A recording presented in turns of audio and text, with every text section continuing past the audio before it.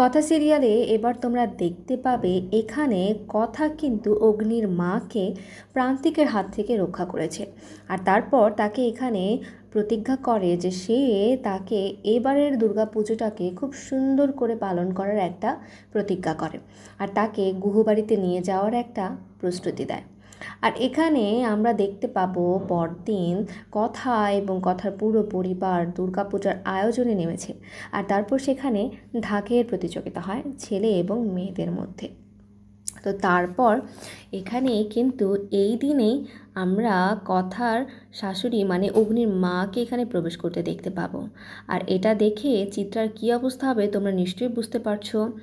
তো তোমরা কতটুকু এক্সাইটেড কমেন্ট করে অবশ্যই জানাও, আর চ্যানেলটিকে সাবস্ক্রাইব করে আমাদের সঙ্গেই থাকো নতুন নতুন আপডেটের জন্য।